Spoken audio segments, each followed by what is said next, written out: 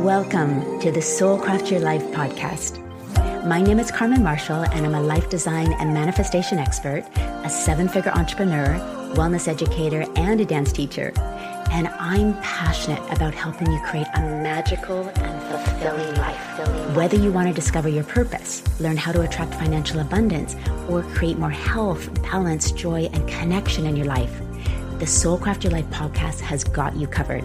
1 part strategy and 1 part soul. Each week we explore both the practical and the spiritual with intriguing experts and fascinating human beings, all sharing their wisdom to help expand what we think is possible for our own lives. The goal? To help you create a life you love on your own terms that stems from your soul.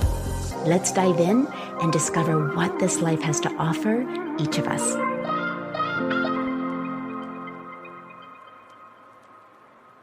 Hello, gorgeous souls. Welcome to episode 10, which is all about healing from depression and grief with Peter Nathaniel Lee.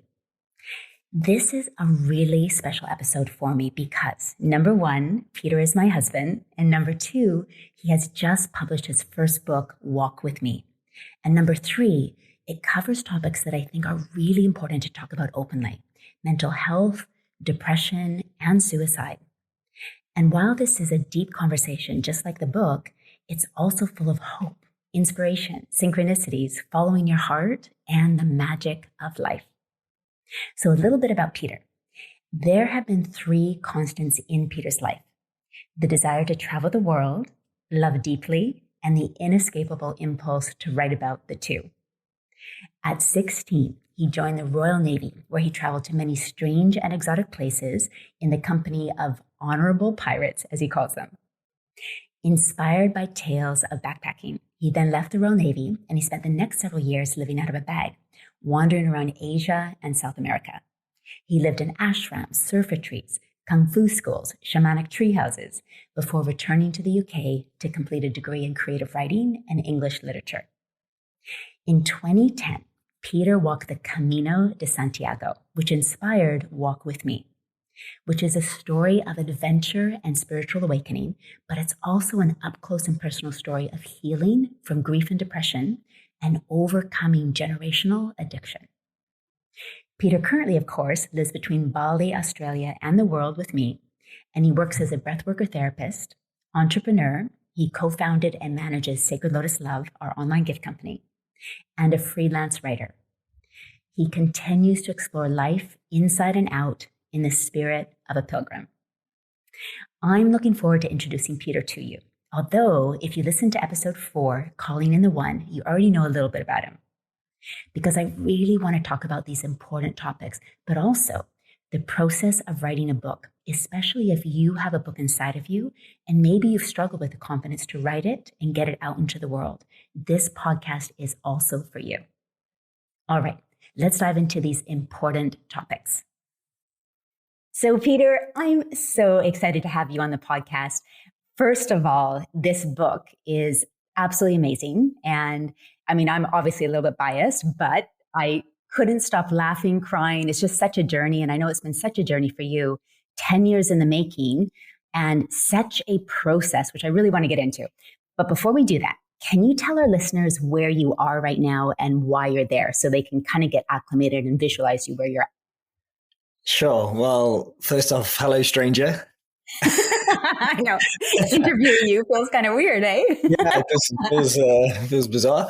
So, well, I'm in London and I'm originally from England, as your listeners can probably tell from my accent. And I'm on a trip to visit the UK, see friends and family. And then I'm actually about to start a new journey, which is walking to Rome, which is a 90-day journey. And it's kind of the sister pilgrimage of the Camino De Santiago, of which the book is about. And it's so timely, eh? As your book has just been released, you're now doing the second Camino. So it's just perfect timing. Absolutely. Yeah. Yeah. It's going to be hopefully a great way to raise not just the profile for the book, but also as people are reading the book, they can be checking in with me with my progress. And the title of the book is Walk With Me. So hopefully readers will be able to feel like they are on a new journey with me as they're reading the previous one. Yeah, and we'll talk more about that too. The drone that you have and just little things that you are doing to have people take that journey. Yeah. But let's go back to the real beginning. Why did you write this book? Okay, so I wrote the book. It's a true story. I knew when I walked the Camino de Santiago that it was going to be an amazing adventure. I just knew it. I knew I was on a kind of hero's journey at that point in my life. And so you could say I was in search of a story. But your sort of motivations change over the years, and you start to delve into the undercurrents of why I was walking the Camino in the first place. So when I walked the Camino, for the most part, I was having this amazing experience. I was seeing this beautiful countryside, these historic towns and cities, meeting people from all over the world, from different ethnicities, different religions, different backgrounds, cultures, and they were all sharing stories with me, and I was sharing stories with them. And what I began to realize in asking each person, why are you walking the Camino de Santiago, was there was always a real deep and profound reason for their journey. Initially, it might be, oh, I've got a couple of weeks holiday, or just needed to stretch my legs. But, after a few miles on the track, you'd really get down to the real motivation. And it'd be something really meaningful. One of the guys I met, he was carrying the ashes of his best man who had sadly died and always dreamed of walking the Camino de Santiago. And the guy I met, his name was Lucas, and he hated hiking. He hated walking. So, but he just felt he needed to do that to honor his friend. I met, a lady when I walked the Camino. I was only 27. So I met this lady called Gemma from Barcelona.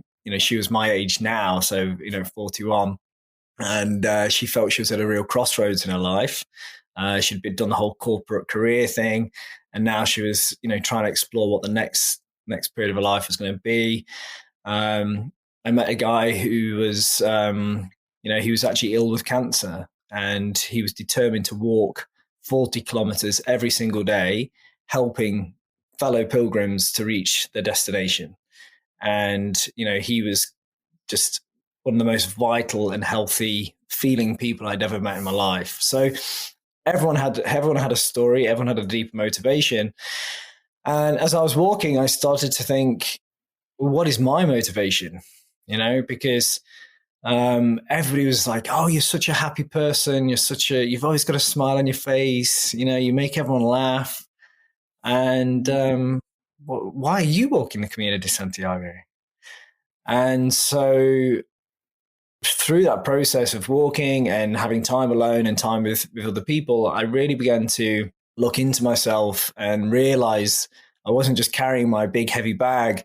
I was really carrying a huge amount of grief and unprocessed, trauma, for the want of a better word, of things that I hadn't really dealt with, processed from the previous couple of years of my life. So, yeah, it'd been a sort of difficult couple of years for my family. I should say, we had a really beautiful childhood, very kind of dynamic family. My parents were musicians, but also teachers. And so they had that sort of groundedness, but also an artistic flair. We had great family holidays. We're always around the table debating and laughing. But as we got older, sort of, as can happen, cracks appeared in the family. My dad had a struggle with alcoholism, and that actually led to him taking his own life. So around about that time, through the process of trying to support him and just dealing with the sort of stress of all that, I actually became very depressed myself. And so, there was a strong possibility at that time that I was considering, following my father quite literally in his footsteps. Instead of doing that, I decided to make a radical change in my life, close my business that I'd created to pay my way for university, say goodbye to all my friends, turn down this very lucrative position I had with a construction recruitment firm. Ended a 7-year relationship, which had been a huge positive force in my life. I left everything. It was, one of those burning down the barn so you can see the moon kind of situations. It's sort of an act of desperation, but also one of inspiration. Really felt like I was being called to do this. It felt like all my inner guidance was pointing in that direction. And I set off, flew to France. I had no guidebook, no maps. I knew nothing about the Camino. I knew nothing about what a pilgrimage was at that point in my life. I was like, this is an old word from, I know it's a medieval thing. That's all I knew about it. But I had a friend who was walking at 4 weeks ahead, and she just sent me a simple text message, which I received on the train to the Pyrenees. And it said, fly to Saint-Jean-Pied-de-Port. That's a border town in the Pyrenees on the French side. Find the pilgrim office, get your pilgrim passport. That's a document that allows you to stay in the hostels along the way, and then follow the yellow arrows until you reach the sea. And that was all I had. And I also, I only set off with £300. And after the first day in Saint-Jean-Pied-de-Port, beautiful historic tourist town, I, probably spent 50 or 60 euros on that first day, just, for breakfast and some supplies. So I quickly ran out of money, and I was out of money within 2 weeks. And it actually took me 2 months to finish the Camino. A lot of people can do it in 30 days or 40 days, but I took some diversions, which we can perhaps get into. I actually walked for about 3 weeks with no money at all. So it was an adventure. So many layers, the stories that you tell, that you alluded to in the beginning, like every person that you met, the stories of their life and what they were doing. Yeah. And then, of course, your story being integrated into that, like your own journey as everything unfolds. And that's why at the beginning I said, I've personally read the book, I think around 3 times, because I went through it and edited some of it, but every time laughing, crying, like it just pulls you in so much. But then I think the other thing that's so interesting is you following those synchronicities and following your heart and just being led. And even when you had no money, like just trusting it would work out. It's such a big part and big message, I think, in the whole story. Absolutely. And I should say for the listeners, Carmen was the best first reader you could wish for, because I'd always know if I'd hit the note right, because Carmen would begin to cry. So within sometimes just the blurb, there'd be tears. So like, yes. But if she wasn't crying, I was like, oh no, I haven't. It's not good enough. You were great. You laughed in all the right places. But anyone that knows you, whether it's professionally or on a personal level, also knows that you're very truthful, and you'll be honest. You'll be kind, but you'll be firm and you'll be honest. And sometimes that's challenging, right? It's challenging between a writer and an editor. It's also between a man and a wife. But you would never change. I would never change it. So it was a great practice for us, wasn't it? Because it was. You know, as someone who loves and cares about me, that one day this book is going to have to go out into the wild, as it were, and it would be read and seen by people. And so you're not going to let me just put something out there that's you don't really believe in. So I would have to take your criticism on face value, and be of criticisms. Yeah. I remember years ago you told me something about one of the hardest things to do is to murder your babies. And that's like, as a writer, to take out parts that mean so much. And I remember that, like, and I'm not a writer, I'm like a blogger. So, if I scratch something out, it doesn't really matter. But I so got that when I was saying to you, maybe this is a little bit long-winded, and you're like, no. Yeah. I think it was James Joyce, the writer James Joyce. So I can't claim that, but every writer that goes through a writing course gets to hear those words, murder your darlings, I think it is. Yes, that's it. Yeah. And Yeah, so so I just wanted to acknowledge you and appreciate you through that. So yeah, you mentioned about synchronicities, and that is a big part of the story, and we can definitely get Mm. into that more. And I should really, outline for your listeners that, I was raised as a Christian in a sort of Church of England sense. We would go to Sunday school, and my dad would go to church, and at school, they would have nativity plays and things like that. But it wasn't a huge part of our life. And when I was around this time, I'd probably rejected, God and anything like that when I was about 19.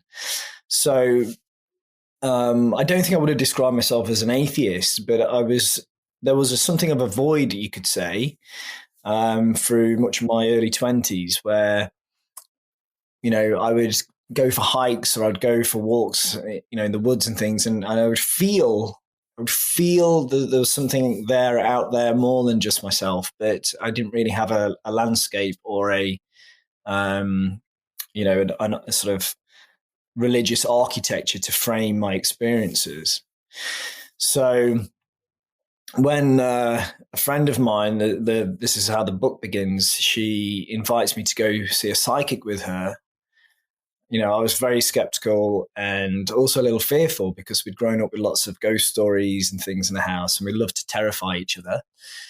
And but it was actually going to see that psychic that really kickstarted me listening to those deeper and higher parts of myself. And it was through following those, some would say intuition, some would say, guidance. I started to follow the sort of metaphorical yellow arrows of life, which led me to the Camino. So can you explain what the Camino is? And actually that there's 3 Caminos. Yeah, absolutely. So the Camino, it actually predates Christianity. There was a Celtic pilgrimage which would go across northern Spain, and they say it follows the Milky Way, because if you walk the path at night, you can see the Milky Way directly above and before you. And the legend is that it's actually the souls and the dust of the pilgrims' feet up in the sky. So yeah, basically in the medieval period, pilgrimages were the super holiday of the time. And, people would go to pilgrimages all over Europe, but the biggest was the Camino de Santiago. And in the sort of esoteric tradition, as explained by Paulo Coelho, the walk to Santiago was the journey of the humble heart, the humble man. And, I certainly experienced that since I walked with no money and, had to just surrender to the kindness of strangers and to, trusting the universe was taking care of things. And then the one to Rome is the Franciscan way, and that is, or the journey of St. Francis, that is the journey of the heart. And then the final one to Jerusalem is known as the journey of Heaven's Gate. And so the idea is that when you do these journeys, each one has a certain resonance and a certain kind of soul's achievement or soul's mission that you kind of harness as you walk them. So I met this beautiful couple who, in this ruins of this church, I think I mentioned before, and he'd been a petty criminal, a heroin addict. He described his life before the Camino as what he was the Walking Dead, and he actually was sentenced to prison. And then the judge said to him, rather than going to prison, if you walk the Camino de Santiago, I will, reduce your sentence or suspend the sentence. And apparently that's fairly common in the Latin countries. If you haven't got the grades to go to university, they'll waiver it if you've done the Camino, because there's an understanding in the culture that it has such a profound effect of change on people that, getting them to do that is going to be far more beneficial to them and society. And, that's what he did. And he actually told us one night about the kind of structure of the Camino, you could say the narrative foundations of the Camino, that from Saint Jean to Burgos is kind of like to the Pyrenees is the birth of the pilgrim. It says you're going up over the Pyrenees, you're heading into the light. It's painful, it's like a 7-hour climb over the mountains. It's the birth of the pilgrim. It's all pain heading into the light. Then it's the life of the pilgrim from Rossavales to Burgos. You're meeting new people.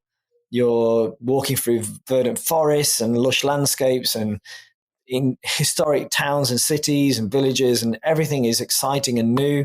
You're surrounded by beauty. And then after Burgos, between Burgos and Leon, is a section known as the Meseta. Lots of people skip this out. They'll take the bus to miss it out because it's flat, boring. It's a kind of desert. It's not an African-style desert, but it's a Spanish desert, and very dry and flat, and lots of abandoned villages.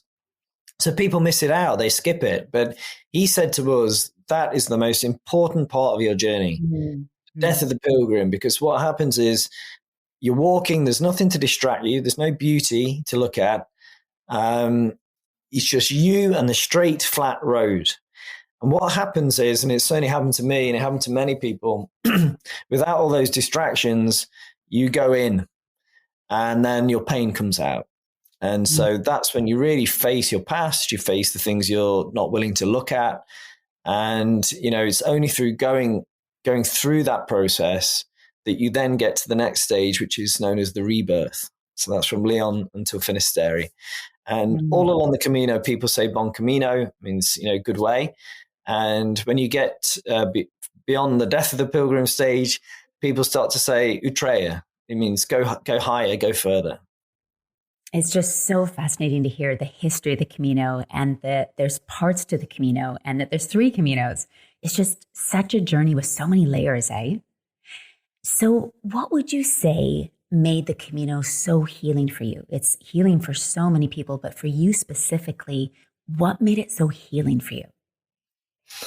A couple of things. It's perhaps worth laying out that I met this guy and his wife who I met them in the ruins of a church. I was walking through a forest, and I'd read books like the Celestine Prophecy and The Alchemist by Paulo Coelho, and most of the people I'd met up to this point, so this was about halfway through my Camino, most of the people I'd met, really amazing people, but they were people that they may have had a deeper reason for walking, but for the most part, they were doing their walk and then they were going back to normal life.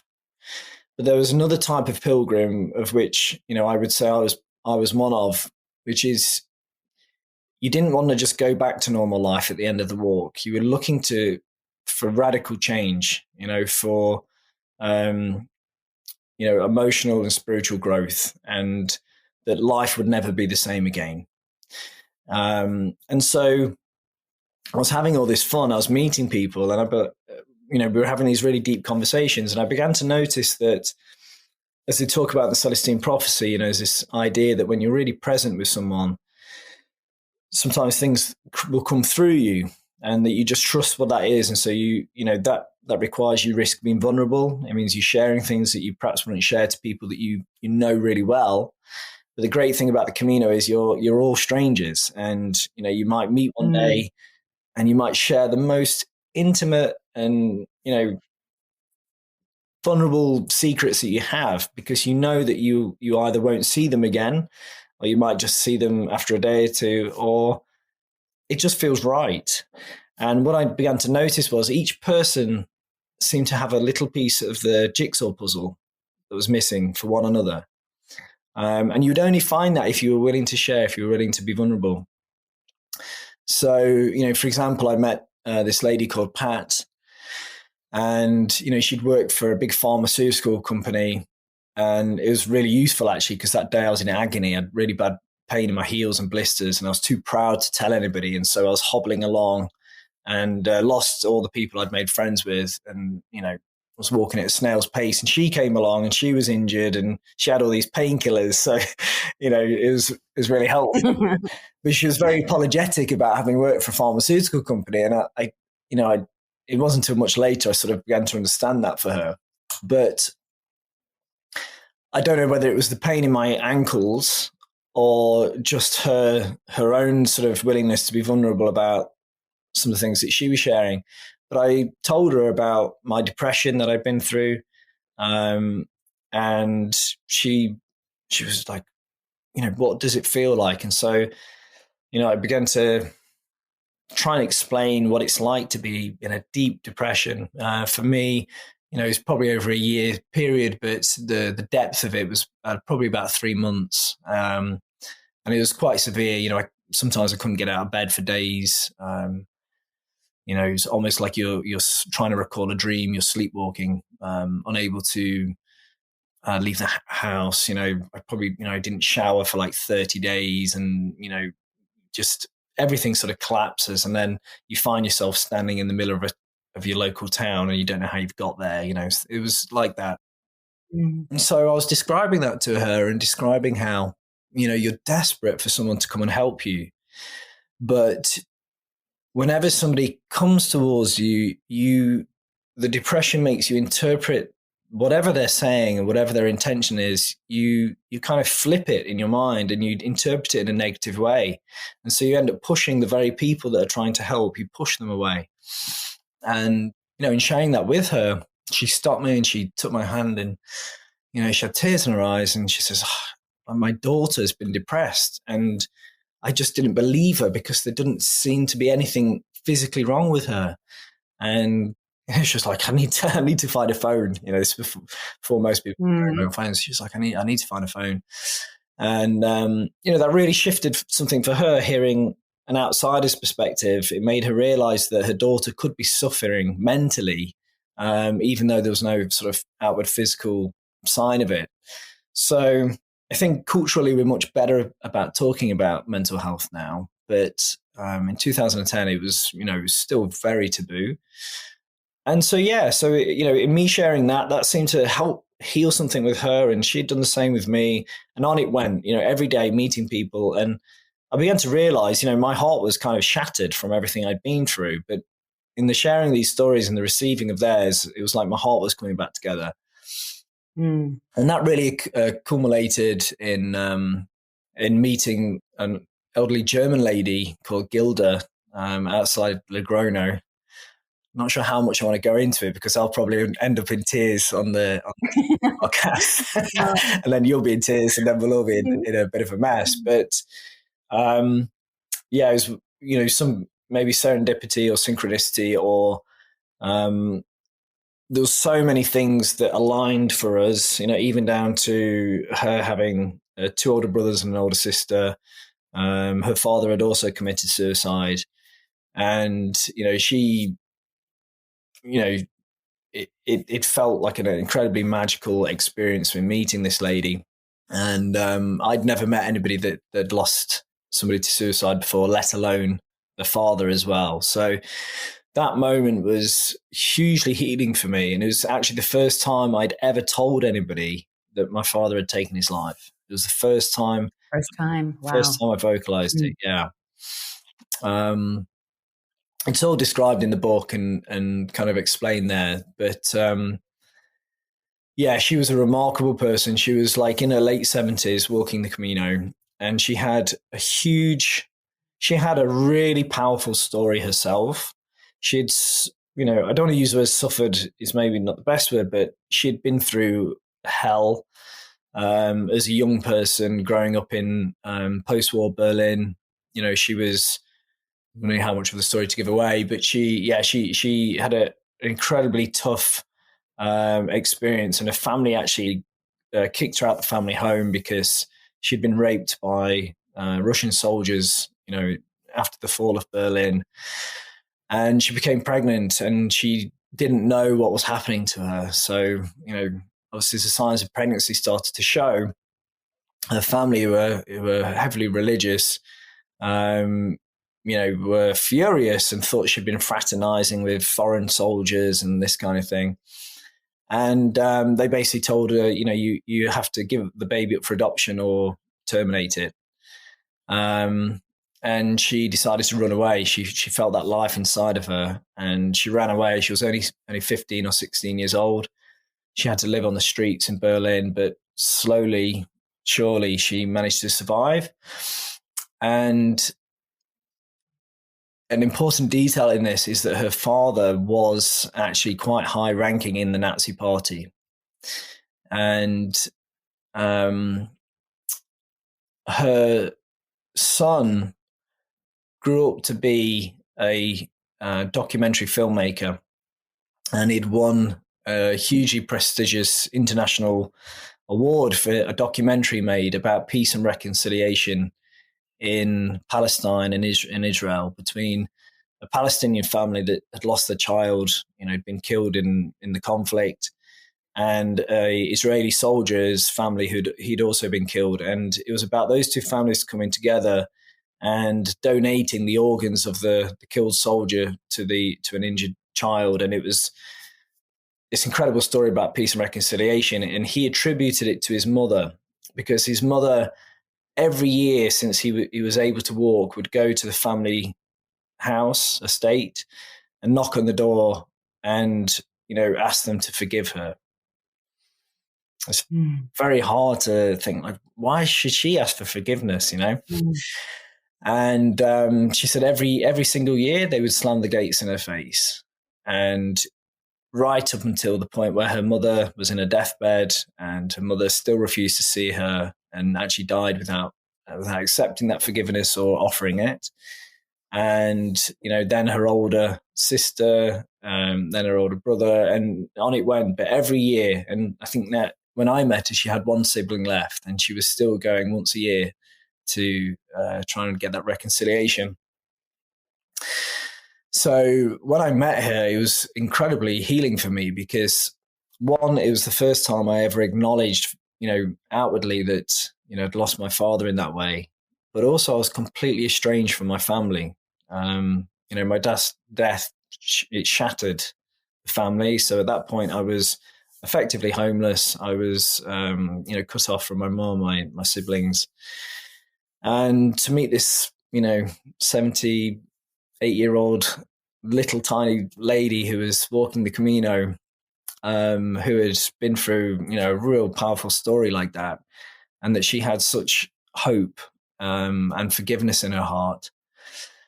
And just before we parted, she pulled out this small deck of cards that she had, and she held them to me.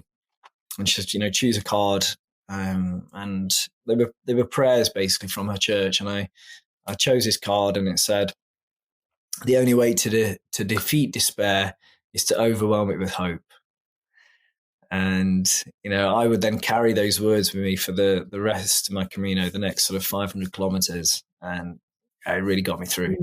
So, yeah, I think that's what makes this book so special, because the stories that you share, it really makes you look at your own life. Like even the idea that if we really thought of everyone we meet shows us a piece of the puzzle of our life. Yeah. Like you saw that on the Camino and then took that into your life. And if we all can think of that, like every person we meet is showing us a piece of the puzzle.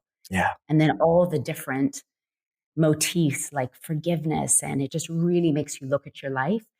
But it's like a deep, profound book, but there's so much lightness and hope in it as well, and laughter. And I think that mix is what just makes it so unique. Yeah. And then also you focus on two topics, and you're shedding light and really helping people be able to talk about them: mental illness, depression, and suicide. Yeah. Yeah, absolutely. And, it's, these are difficult subjects to talk about. And, how do you get someone to read a book when you're like, oh, what have you written this book about? This sounds great. You're like, wow, it's about suicide and depression. How many people say, I want to read that? Yeah. But it's the magic of your book, because it brings in all these other things that it takes you, I think that's part of the whole human experience. And I think that's what your book does, is it's the whole human experience. Like, yes, it's sad. Yes, it's profound. Yes, it's meaningful, but it's light. It's hilarious. Yeah. The dialogue just kills you. It's an adventure story. So, before I get to that, something I wanted to sort of tap into, you just said is, And this, you come across this in all sorts of spiritual teachings, but if you treat somebody that you meet, a complete stranger, or if it's somebody you wake up with every single morning, if you treat them like they have within them, the answer, or the possibility of like something that's going to be profound for you, you treat them with a respect automatically, And Yeah. so much of modern culture makes us talk over each other. We hog the microphone. We all just want to have our say, and our ego takes over. But having that mindset of, okay, they may have the peace inside of them if only I'm willing to listen, to wait and listen. And so, yeah.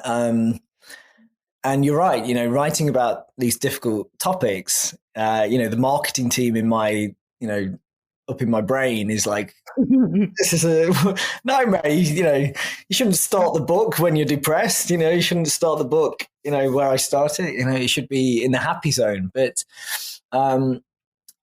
and yeah, even my ego or my desire to hide myself, has been challenged because, do I put my name on the book? Do I write it under a pen name? It's a continuous, in some ways I'm still walking the Camino. I'm still in this continuous process of being vulnerable, like, can I keep my heart open? Can I keep being vulnerable? Am I still willing to share? Am I still willing to receive? And you can't receive unless you're willing to share. So,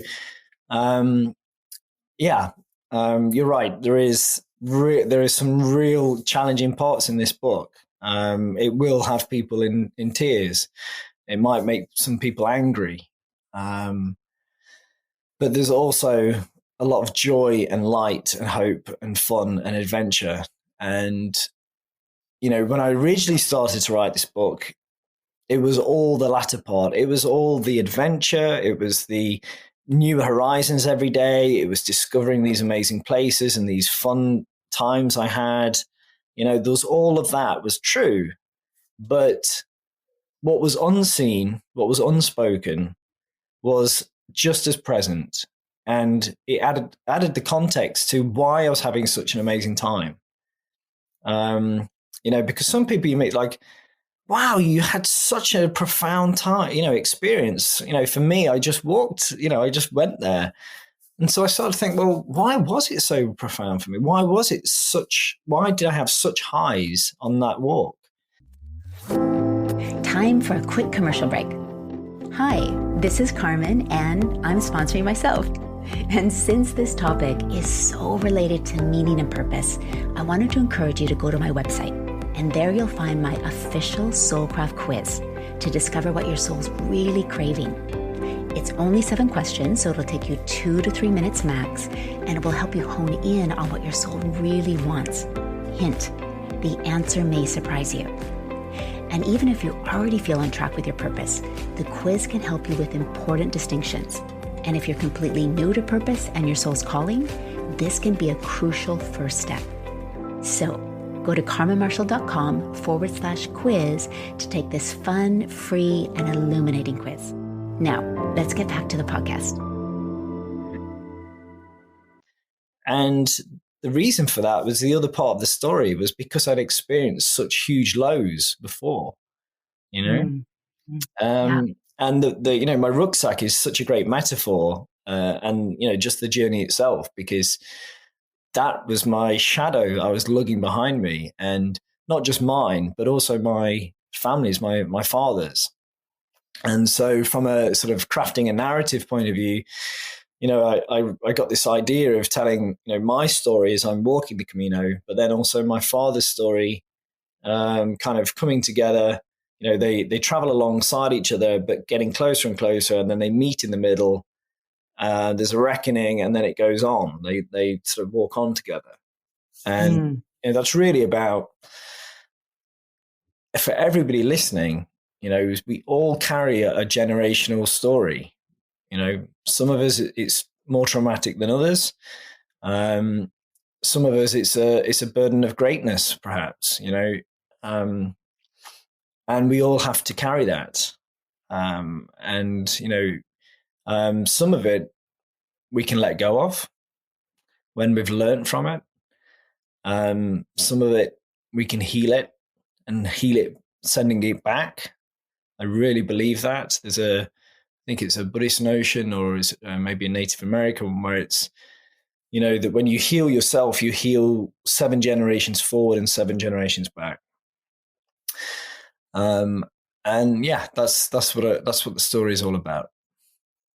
And it was such an interesting way where you weaved your dad's story in along yours, and then they eventually meet, because you really got to know your dad and to understand, suicide, alcoholism. And I thought that was such a great way, rather than just shining the light on your journey, but also your father's journey. Yeah. And so kind of healing that in a way for him as well. Yeah, absolutely.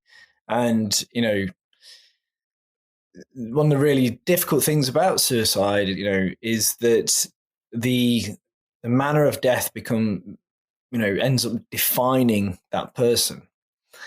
And, that's part of the tragedy, because, people find it so traumatic, so difficult to comprehend, and also terrifying as well, because if somebody you know and somebody you love, and particularly a parent, has taken their own life, then it means you could do the same. And people have a instinctive, a reflex push against that, and maybe that's for a good reason. But what it means is that, the survivors, the family, their grief isn't recognized. Silent grief is a real thing, particularly for children of suicide. And the person's entire life becomes lost because no one wants to talk about them, because they don't want to upset the grieving parties, or they don't want to, they feel there's such shame and taboo around that person that they can't talk about it. And that was very, very true in my family, and very true, just in the sort of way we grew up, is that no one talked about things. So yeah, I wanted to add some context for my dad, because at the time, some people were very angry. How could he do this? How could he do this? And, my answer straight away was, he was suffering. You don't know. You don't know what it's like, and we shouldn't judge. So yeah, I think part of me writing this novel was definitely about adding some context. And, probably also important to acknowledge that, a lot of my family have a very different take on those events. Some of them don't believe it was a suicide at all, and it's important to acknowledge that. And also to acknowledge that, this is, I'm drawing on my relationship with my dad and the version of my dad that I had the relationship with. And so, everyone has their own perceptions and their own experience of things. But yeah, I really felt from a young age, that it was my dad who was giving me this lesson. He was keenly aware that he had inherited his alcoholism from his father, and that his father inherited it from his, and that it was something that ran through the family line. And, I was deeply grateful, and really am deeply grateful, because my father's struggle was so much heavier than mine. The burden that he carried, that he'd inherited from his father, who, by all accounts, like many men did, they went off to war, World War II, probably the generation before World War One, and they were traumatized from their experiences. And, he came back as a brute. And, he brutalized my father as a child, in all sorts of ways. And, he actually ended up homeless on the street. He ended up, my father had to identify his body at the age of 27, which was the same age I was when I identified my father. And, you begin to see that, things do run in cycles and patterns. And, when my dad began his sort of healing journey before he died, a year before he died, he actually, died a year so without a drink. And my dad being my dad, because he was a very dynamic person, but he had a real personal authority and a way of getting things done. And, that kind of energy, he could make anything happen for anybody. And so one day, I'd offered to support him with A&A and take him to A&A and things. But the rules were that you couldn't allow family members. They never allowed that as an exception. And of course, my dad got that exception. So, I actually attended an AA group with him. And I was aware that, yes, I was there to support him, but I was also aware he was trying to teach me. I'd been in the Navy. It's a big drinking culture. Even outside of the Navy in England, there's a huge sort of binge drinking culture. And, I knew how much he worried about that for me. And so I feel like this book,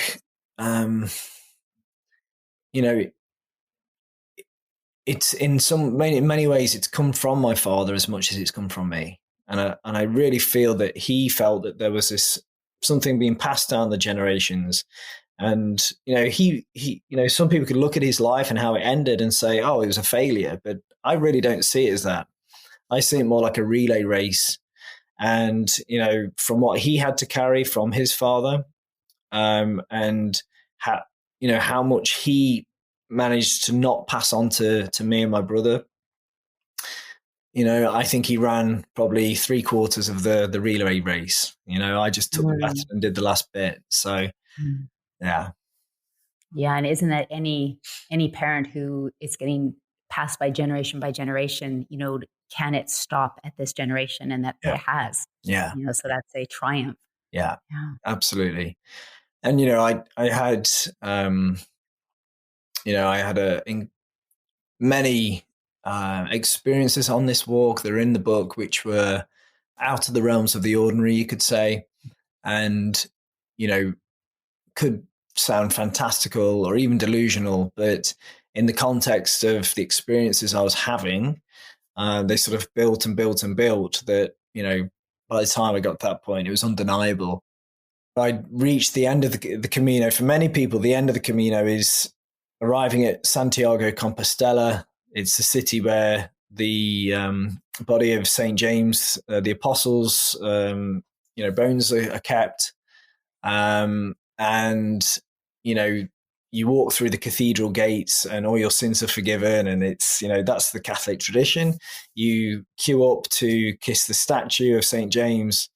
And, I was still kind of quite anti-religious at that point. And I remember a friend saying to me, should we queue to hug the saint? And I was like, why would I do such a thing? For me, God, the spiritual realm had been experienced out in the fields, in the forests, in the ruins of that church, where nature was reclaiming that sacred space. But he said to me, well, think of it this way. When you hug that statue, you'll be hugging every pilgrim that's walked the Camino for 1,000 years. And so I was like, all right, then. I want to do that. That changes it completely. I could do that. So, but for me, the walk was always going to finish at the ocean. So you've walked 900 kilometers, you arrive at Santiago, and then it's 3 days more walk to Finisterre.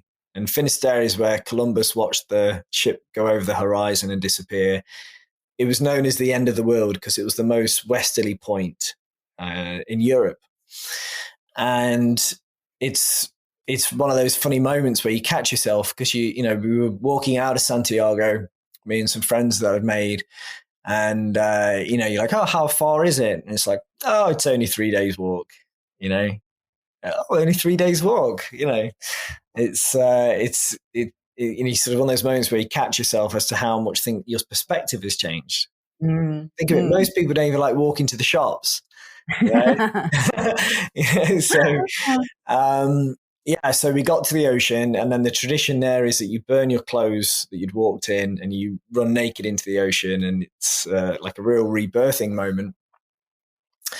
But the last day before you reach the ocean, we arrived at this small town, and I went to sleep, and I woke up in my dream to meet my dad. And can I get through this without shedding a tear? I don't know. Let's give it a go. But in the dream, he was on a bench. I came alongside him, and I was like, "Dad, oh my God, I haven't seen him for 2 years at this point." And he looked at me, and he had a face that I hadn't seen him wear in his entire life. In the 27 years I'd known him at that point. It was a face of complete and utter peace. And, he stood up, and I heard his voice in my mind, and he said, "I'm so proud of you. I'm so proud that you've got to this point, and we're going to walk on together." And I knew that when the words that he said, there was so much more meaning than just for me. It wasn't just that I completed the Camino. It was more about what Gilda had said, about forgiveness and, having that hope in your heart. The only way to defeat despair is to overwhelm with hope. I'd come to such a great place about myself, about my dad, even about my granddad, who I never met, but just knew as this dark shadow on the family. The love that I'd sort of cultivated in my heart at that point in that place, that's what he was proud of. So the next day we set off. It was perhaps 10 kilometers to the sea, and we walked through this moorland, and it was very desolate, and there was 5 of us walking together at that point, and we got separated by perhaps 1 kilometer, 2 kilometers each, and it was a really desolate kind of moor feeling, and the sky was so big because you're approaching the ocean. There was no clouds, and the dirt of the track was made of red sand, like blood red sand. And as I walked, small clouds of red dirt were being kicked up by my feet, and I began to feel this presence. And I would turn around, and it was like I could hear footsteps around me, and I would see little, like almost puffs of sand, like blowing. And I felt so at peace, and so the opposite of alone. I didn't feel alone. I felt so just full of love is perhaps the only way to say it. But I got to this cliff. I could see the ocean.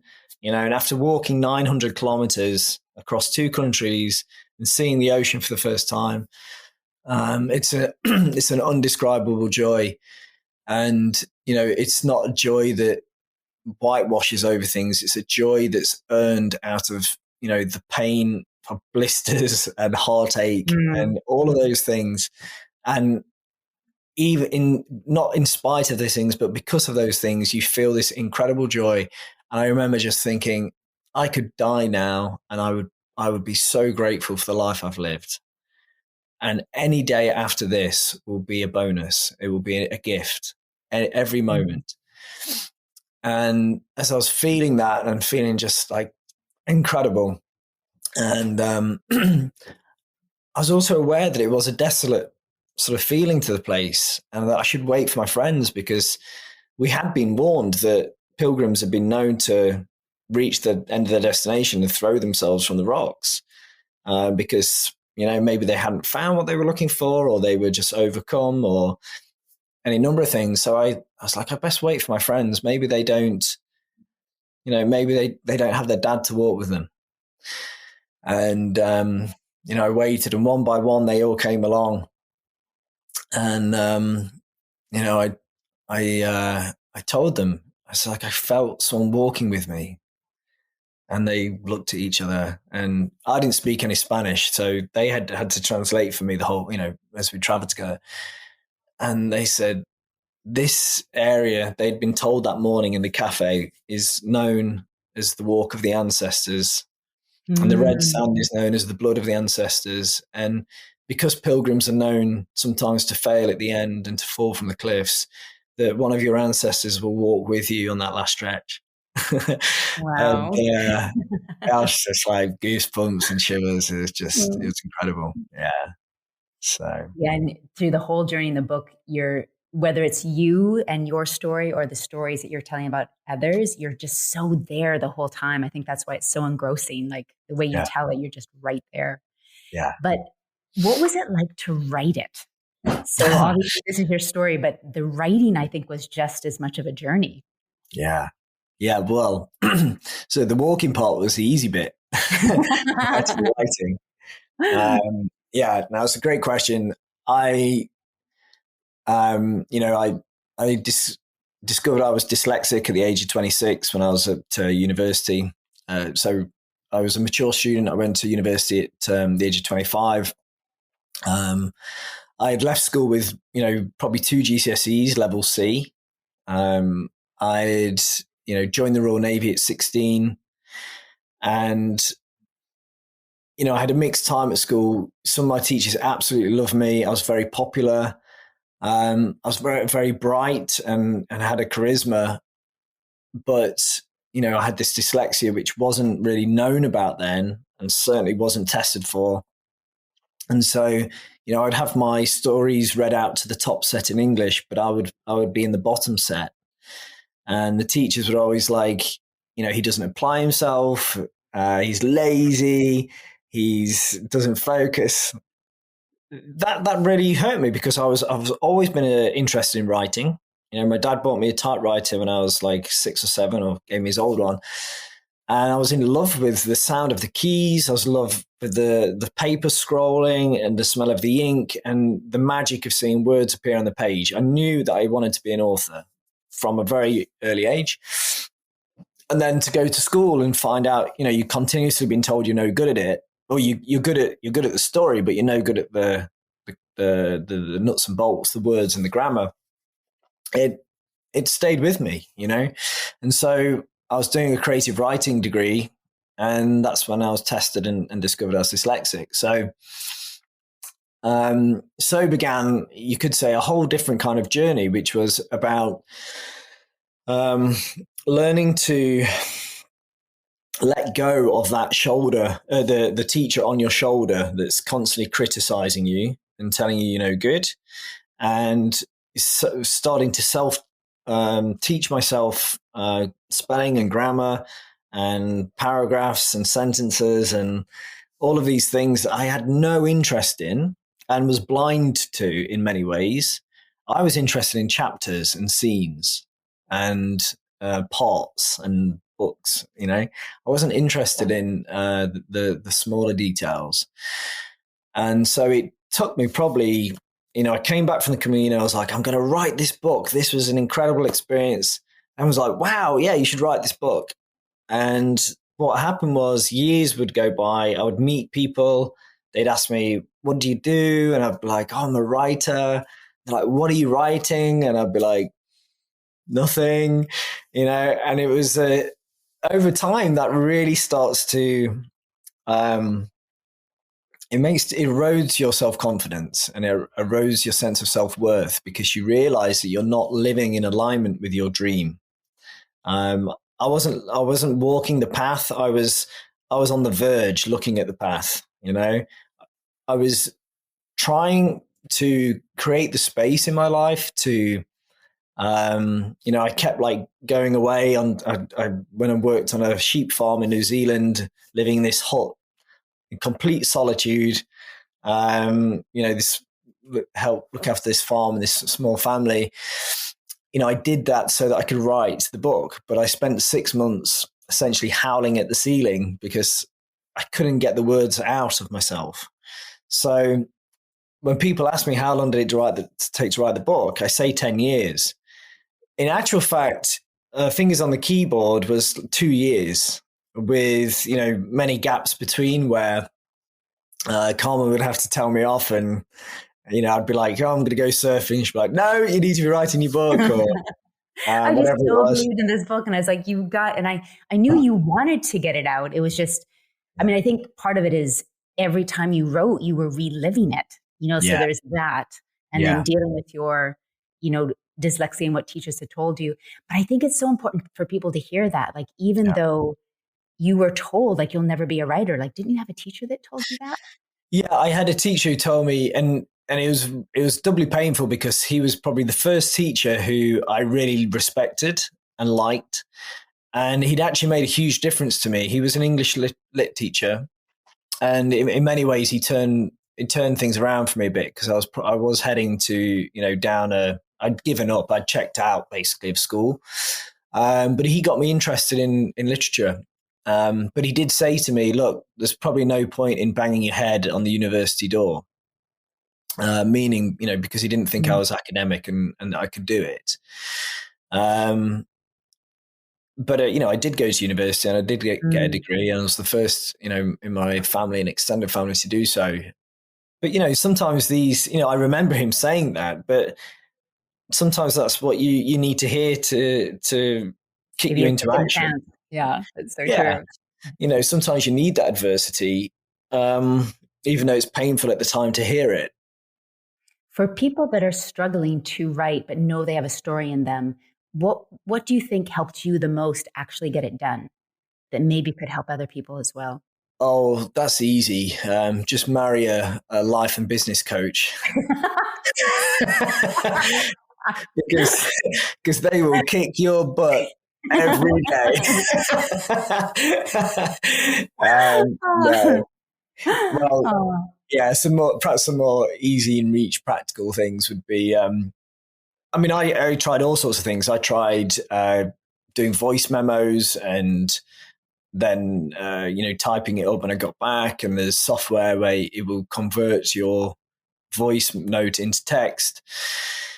It helps if you don't have a broad Derbyshire accent like mine, though, because the softwares they're geared for Californians, not for Derbyshirites. So, look, some really interesting things that I found that worked for me was, I'd be out in the fields, out in the woods for a hike or something, and I'd get all this inspiration, and I'd feel like energetically, like, oh my God, I'm going to need to write this, and then da da da. And then you sit down at the computer and all of that disappears and your mind goes blank and you start feeling tired. And it sounds really obvious now, I think, because there's much more a lot. I know a lot of what you teach touches on this, but, if you look at yourself physically, you're sat in a chair, probably posture is not so good. You're restricting your breathing, so you're not getting the blood flow. You're in a room that's, probably flat packed furniture and not a lot of airflow. Of course you're not going to feel energetic. Of course your inspiration's not going to be there.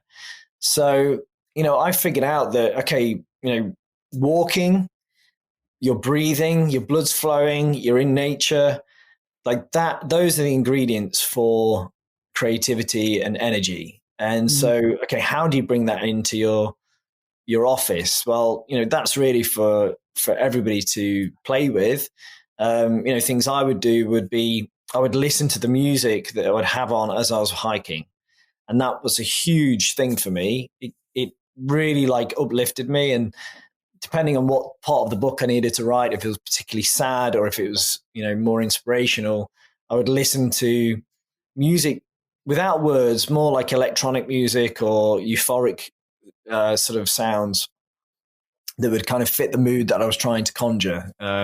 Almost like I wasn't a writer, I was a composer, or and I was sort of composing the emotion with words, something like that. Yeah, I remember you would be writing and I would go by the door and I could hear all this great music in there. Yeah. I knew you were writing. Yeah, conquering and dancing. Right, hey, get out. Like, how this music is great. Yeah, get out of my emotional orchestra space. And then something else that really helped me was, you remember how I said that my father gave me a typewriter when I was, 7. The sound of those keys and the tactile nature of it, the clunky, the feedback of the, that's what made me fall in love with writing. And so one day we discovered these keyboards that look like typewriters, and they have like that kind of clunky delay, hitting the key feeling to them, and it gives a sound. And that was a huge, huge step for me in becoming, being able to write more than a few paragraphs, because it connected me to my 7-year-old self who felt the magic of the typewriter. And so, being able to use a keyboard like that made a huge difference. Eventually I gravitated to a keyboard that just has more feedback when your keys touch it, and it has a sound. But I also found you can get these programs where you can actually get the computer to give you an audio sound of a key hitting. And so I played around with all these things until I found, what the right balance. Also, I found things like writing at sunset and sunrise, lighting a candle. And, sometimes I wouldn't need to do these things, once I got into a flow, but I would share these things with you. And then when I got stuck, because when you're stuck and you have writer's block, you can't really think. And so you need a partner like Carmen, or somebody in your life, or maybe even just write a list of these things that help when you discover them. And then you can always reference that, or they can kind of say to you, hey, go light the candle, just do 10 minutes, see what happens, put the music on. And, sure enough, it begins. And I should really add as well, things like meditation are fantastic for this, because if anyone's listening that's done meditation, we all know whenever you sit down to do anything, your mind will suddenly give you every single reason why you shouldn't be there doing it. So I chose meditation because that's the one where you're literally observing the mind, or you can hear the mind most clearly, and it'll be saying things like, this is uncomfortable. Why am I doing this? I could be doing something else. Something else is way more interesting. You're an idiot. No, you're great. And it runs through its little routine for about 5 minutes, and then eventually it settles down.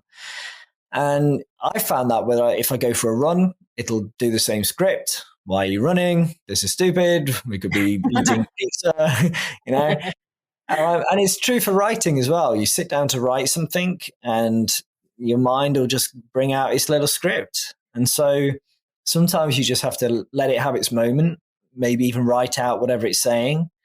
And then as you've got your body into the process of fingers moving and thinking and typing, then you can delete that bit and just get on with what you were doing.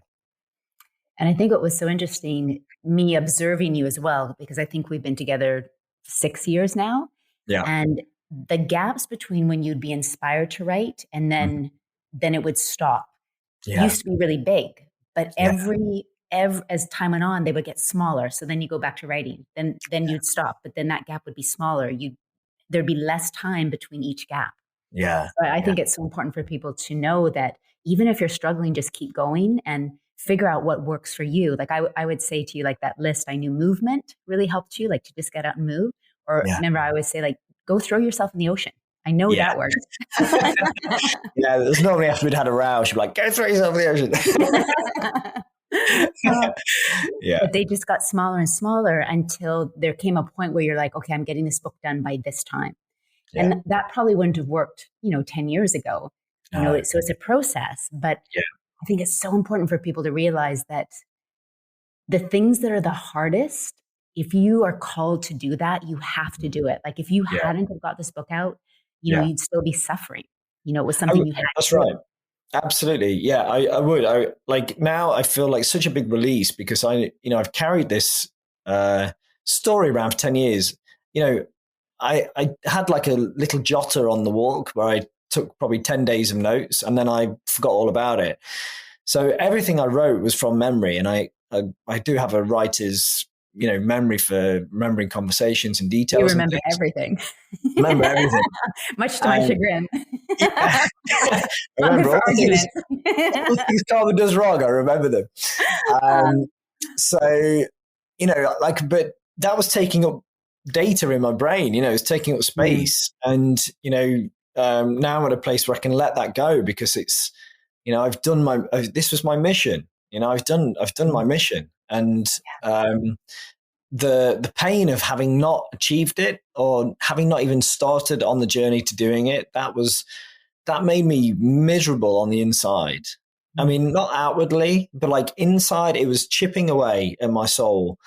And that you had to hold me through that many times, where I was just in the depths of despair and just thinking you're never going to get to the end, or it's too painful. And I should also say, during that 10-year process, the latter two, when I was actually physically writing, and that was probably the hardest part, because I was regurgitating the pain that I'd sort of healed, and in a way I had to recreate the wound to dig around in there. But those 8 years before, that was a journey of exploration and healing for me. I discovered things like meditation. I went to ashrams. I did vipassanas. I did ayahuascas. I discovered breath work, ecstatic dance, breath work, all these things. There was many steps on that journey. Living in loads of different countries, outside of the environment where I grew up, all of those things allowed me to get different perspectives on things, to in some sense have more distance from them, to be able to see them in different ways, and to be at peace with them, and all of that was vital for writing a book like this. My next book's going to be like elves, dragons, and dwarves. It's going to be you just be writing about fairies and unicorns. Yeah. The easy stuff. That's what I tell myself. But well, where can people find your book? Because it's just out now. Where's the best place for them to go and be able to buy it wherever they are in the world? Okay. Well, you should be able to go into any boutique or local bookstore if you want to support a local bookseller. And they should be able to order it in for you. So the book's called Walk With Me, When Grief Passes, Love Remains. And it's by Peter Nathaniel Lee. Or you can go to my website, peternathaniellee.com, and you'll be able to see all the links to the major retailers such as Amazon, Apple, Barnes & Noble, I think Google Books. Yeah, all of the big ones. You should be at Booktopia. You should be able to order it. I do know as of now, so at the end of September, I think there has been some kind of paper shortage due to COVID. So, I think there is a slight delay with the print and demand service at the moment. So in some countries, very quick. If you like Kindle, you can download it on Kindle straight away, or you can get it on paperback or hardback. And there is a different cover for the paperback and hardback. So this is the paperback. Not that I'll explain it. It's beautiful blue, the paperback. And then the hardback is actually, the cover art is by one of the most important people in the story. Yeah. So which is I'm not going to give it away, but the cover art for the hardback is that person. So it's very cool. Mm. Well, Peter, it's been so good to have you. We're so glad this book is out in the world. And then there's book 2 and book 3 that are just waiting to get started. So that number 1 is out there. Yeah. Is there anything you wanted to add that maybe we didn't cover? Is there anything we haven't covered? And I'll make sure all these places are in the show notes so you can get his website, everything we've talked about. I mean, look, I would just say to anybody that's listening to this who thinks, I would like to do the Camino, but I can't, I'm too old, or I'm too fat, or I'm, my hip's dodgy, or whatever it is, go and do it. Like I met somebody that walked from Siberia. I met 4 lads that walked from Hungary. I met the guy who'd walked from Germany. The oldest person I met was 86. I met a lot of people that was over 70 that walked it. And, I would just say, if you're in a dark place, if you're depressed or you're going through a tough time in your life and you can't see a direction to go in, do yourself a favor, fly to Saint-Jean-Pied-de-Port, go to the Pilgrim's office, get yourself a pilgrim passport and follow the yellow arrows all the way to the sea. And everything will change, I promise. Follow the yellow arrows to the sea. I love that. Yeah. Oh, well, thank you so much, Peter. I love you tons. Miss you.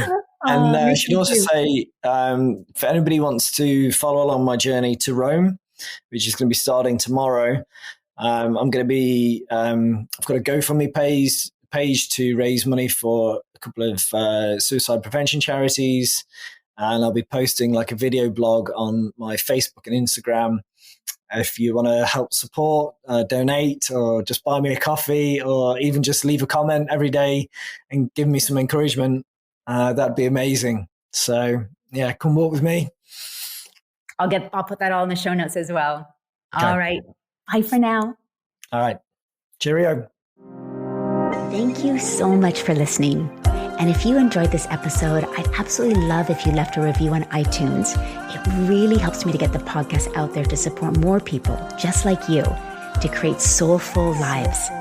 And as a thank you, I'd love to send you my 20 personal affirmations for manifesting an aligned, magical, and fulfilling life. To access this freebie, simply send a screenshot of your review to soulcraft@carmenmarshall.com, and I'll send you my favorite affirmations and mantras straight to your inbox. All my love, and I'll see you on the next episode.